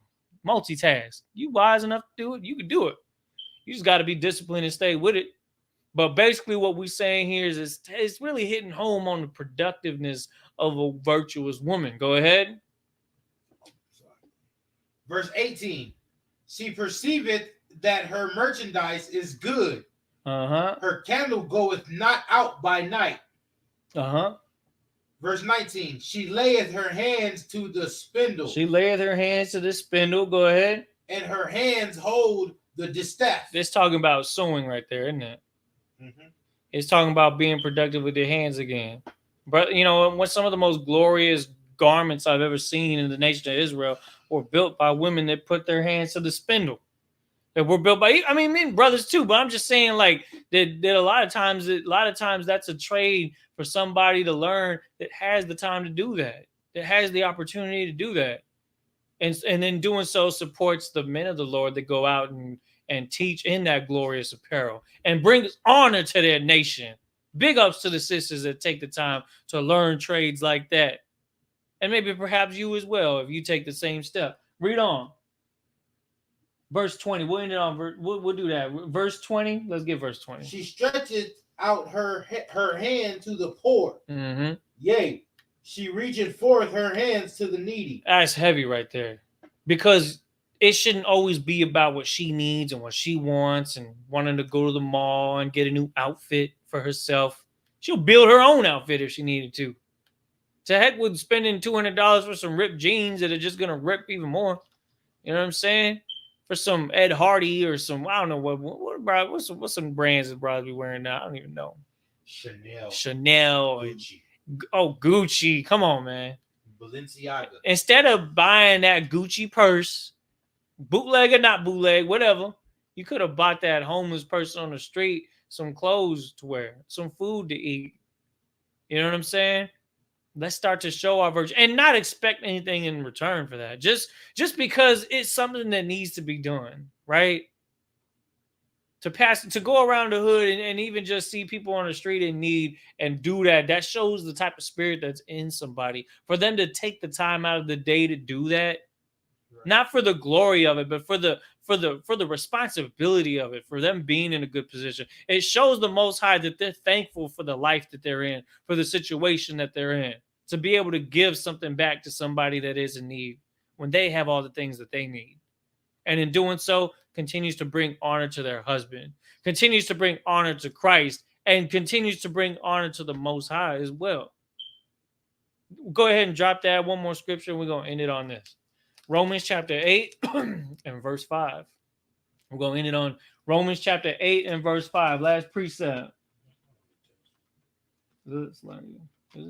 All right, we're going to end it on that. So we'll pick up next week on that. All right. So with that, we are the ISUPK, started out at 1 West 125th Street, Harlem, New York in 1969. We are under Commander General Yohana, and we are here to teach the truth that Blacks, Hispanics, and Native American Indians are the lost 12 tribes of the nation of Israel, and that Christ died to save them, and that men and women in that nation are to be righteous people that are willing to sacrifice the ways of the world and the conditions and customs of the world to follow the laws, statutes, and commandments that the Most High gave us, because in doing so, that's what builds our kingdom. That's what builds righteous men, righteous children, righteous women, people that can be respected and honored amongst the world. And in doing so, that's what we're going to continue to build. And we're building that off of this foundation of these scriptures. Now, with that, we'll go ahead and pass the slot. We're the ISUPK, started out at 1 West 125th Street, Harlem, New York, under Commander General Yohana. Started in 1969. And with that, I'm going to pass the class off to Priest and Officer Kabar.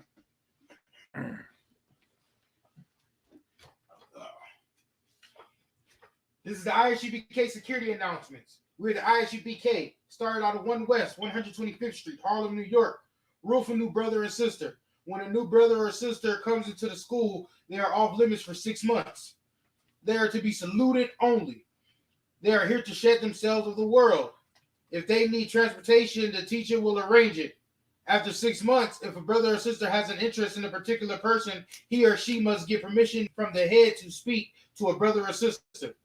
There is another 6 months in which the brother and sister will court each other. After this 6 months period, the brother or sister will get permission from the head to marry. Tithes, which is a commandment. You can find this in Numbers, the 18th chapter, 21st verse, and Malachi, the 3rd chapter, verses 8 through 10. Ma'ashera, meaning 10th in the Hebrew, 10% of every penny of any increase the Lord gives you. Give to the treasury department or teacher. Priest fund, free will offering for priests, not mandatory, whatsoever amount you would like. Upcoming holy convocations, the Feast of Dedications, Hanukkah, is to be celebrated on the 25th day of the 9th month by the space of 8 days. Sunday, November 28th, 2021, for 8 days. You can find this in 1 Maccabees, chapters 4, verses 52 through 61. And if anyone wants to become a trooper in the school, starts wearing all black, boots, shirt, pants, headband, scarf. And that concludes the security announcements. All right, so with that, we're gonna go ahead and read this. We're gonna read the prayers. We're gonna send them up in the ancient Hebrew. All right, men of Israel, Sar. We're gonna turn the face to east. It's like Israel all together. All right, go ahead. This is the Lord's Prayer in the ancient Hebrew. Abanawa. Shabbat Shemayim. Kodash. Hayah. Shemka. Yahweh. Malakaka. Taba'ah. Ratazaka. Hayah. Aisha. Ba'arataza. Kawa. Hayah.